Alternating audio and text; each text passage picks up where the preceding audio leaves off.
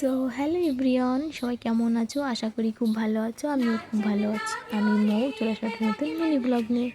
তো ভিডিওটা গতকাল ছিল পয়লা বৈশাখ, বছরের প্রথম দিন। তোমাদের সকলের খুব খুব ভালো কাটুক, আর তোমরা আমাকে আশীর্বাদ করে যাতে আমার দিনগুলো খুব ভালো কাটে।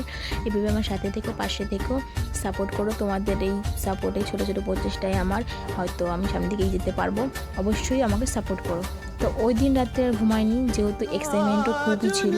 তো 12টা 10 বাজে এখন যাবো রান্না করতে। এত রাত্রে রান্না করা এই কারণে, যেহেতু আজকে একজনের সাথে দেখা হবে আমার। তো মাংসটা ছিল ফ্রিজে, তার জন্য বের করে কিছু তখন মাংসটা ম্যারিনেট করে নেবো। ম্যারিনেট করে গেছি 1.5 ঘন্টা মতো। তারপর রান্না করে তোমার সাথে রান্না করা হয়ে গেছে মাংস দিকে। তো এখন করে নেবো রুটি। তো এদিকে রুটিও প্রত্যেকটা করে নিয়েছি। এখন করতে হবে প্যাকিং, যেহেতু দেরি হয়ে যাচ্ছে। তো প্যাকিং করা হয়ে গেছে।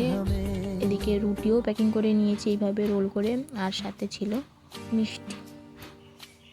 মিষ্টিটা কমিয়েছি, নিতে বারণ করছি। তো আমার রান্না শেষ হয়েছে 3:30টার দিকে। তখন যাবো স্নান করতে। চলো স্নান করে কথা বলি। তারপর স্নান করে চলে এসেছি। হ্যাঁ, যেহেতু পয়লা বছর নতুন জামা পরতে হয়, কিন্তু আমার সারাদিনের ট্রাভেল, তার জন্য আমি একটু কমফোর্টেবল ড্রেসও পরবো।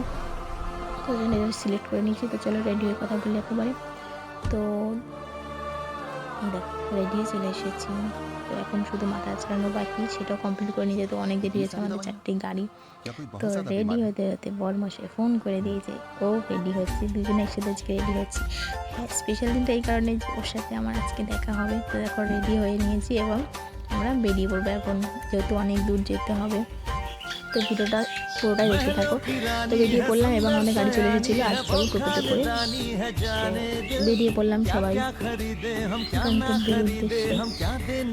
তো আমরা চলে আসলাম চাকদা। আর আমাদের বাড়ি থেকে যে স্টেশনটা হয় আর কি, সেটা হলো চাকদা। যেখানে যায় না স্টেশনেই চাকদা থেকে মানে যেতে হয়। তো প্রথমে টিকিট কেটে আস্তে আস্তে ট্রেন করে এসেছিলো। তাই ট্রেনে ঝট করে উঠে পড়েছি।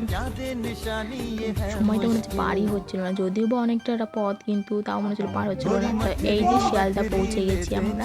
তো শিয়ালদা থেকে আমরা ধরবো ট্যাক্সি আছে, বাস আছে, ওলা আছে, অনেক কিছু আছে। তোমরা মেট্রো আছে, যেটা ধরতে পারো। আমরা ধরেছিলাম ট্যাক্সি।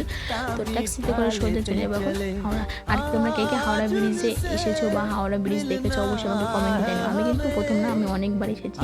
তাই আমার মানে যদিও বলো আমার খুব ভালো লাগে। তো পৌঁছে গেলাম হাওড়া। এখান থেকে টিকিট কেটে নেবো, যেহেতু প্ল্যাটফর্মে থাকার জন্য ঘন্টা হিসেবে টিকিট কাটতে হয়। তো বাড়ি থেকে চটটা এনেছিলাম এবং কিছুক্ষণ বসার পর আমরা সবাই মিলে খেয়ে নিলাম। আমাদের জন্য আলাদা পার্সেল করে এনেছিলাম এরকম। তো সবাই মিলে খেয়ে নিলাম, আমিও খেয়ে নিলাম রুটি মাংস। তো ওই হাওড়া স্টেশনে দেখো কত বড় বড় পাখা। আমি যদিও বা দেখেছি, আমার এটাও কোনো ব্যাপার না।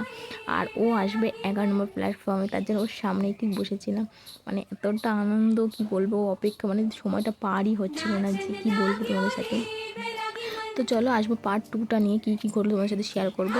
এটা তোমার সাথে থেকো, পাশে থেকো। তো চলো আজকে এই পর্যন্তই, বাই বাই।